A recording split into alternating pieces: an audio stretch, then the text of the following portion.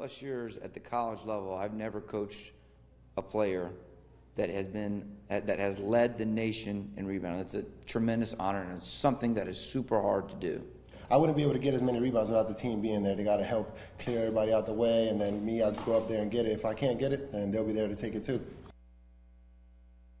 At the rim and a nose for the basketball. Entering tonight, Arizona Western's Yaxel Lendeborg stands alone at the top of the NJCAA in rebounds per game with 12.8. And for a team that emphasizes rebounding over everything, it's something the Matadors need even more as they fight for a top spot in the conference with just 7 games left. Tonight, Central Arizona would be in their way.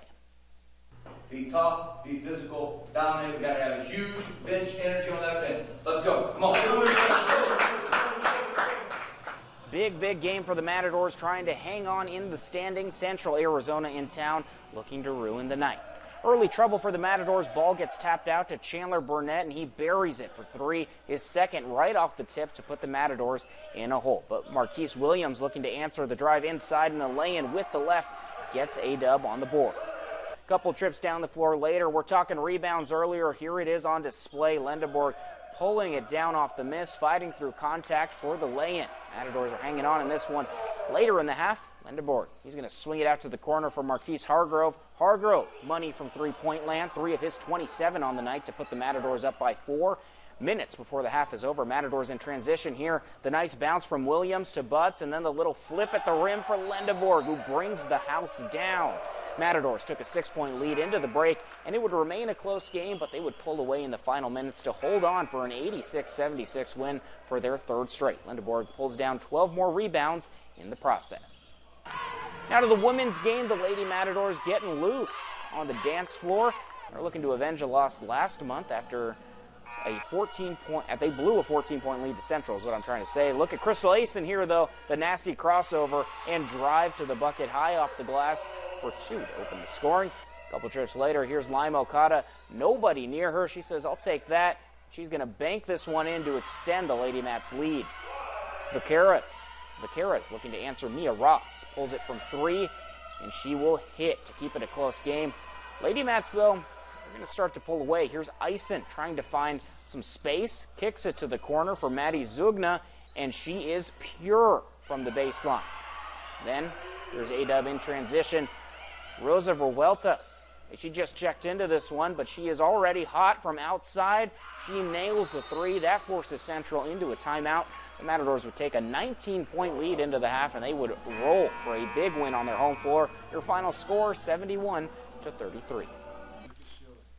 Now to some high school football news. Another signing day in Yuma. This one a true representation of brotherhood. Yuma Catholic's Lorenzo Duran and Seth Stoner each signing their letter of intent to move on to the next level and play at Western New Mexico University together. The two have spent the last 4 years together as teammates on opposite sides of the ball, building a lifelong relationship. Duran will be taking his talents to the defensive line after a senior campaign where he had 66 total tackles and 6 sacks. This coming in as a freshman wanting to play receiver, but Duran says he was meant for defense so he could be a monster. Stoner will be on the other side of the ball on the offensive line after manning down the line for YC for several years that showcased a lethal air raid. They each reflected on being able to play together beyond high school. To be able to play with somebody like that, I treat him as my brother. He treats me as his brother. So, I mean, it's pretty much just insane to think that I'll be able to play with somebody like that. He's on the opposite side of the ball, so he's definitely going to be a person who's going to be able to push me since I play defense. He'll be on the O-line, I'll be on the D-line. And it's going to be a war. And as if playing together wasn't enough, these two also plan on studying in the same field. Another local pair of guys that trying to study that tough word, kinesiology. We here at 13 on Your Side certainly wish them the best of luck in their future endeavors. Jumping up to the pro level, when it comes to the Chiefs, everybody may think of Pat Mahomes and the offense, but you know what? You can't sleep on the KC defense. And among the leaders in that unit, defensive tackle Chris Jones. Chiefs open the Stars feeling good by Sunday, though, as he told reporters today he's been dealing with a sore throat and congestion.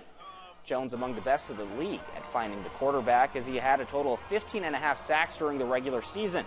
Jones on Monday speaking about how he's seen as one of the leaders for the Kansas City D. I think everybody plays a huge part. Some players just get outshined than others, but it's definitely Frank Clark and other guys who played a way more important part than I do. I just get seen a lot. I guess I'm the bigger guy. And in the postseason, Jones has 2 sacks, both coming against the Bengals in the AFC Championship game. That's all the time we have for sports.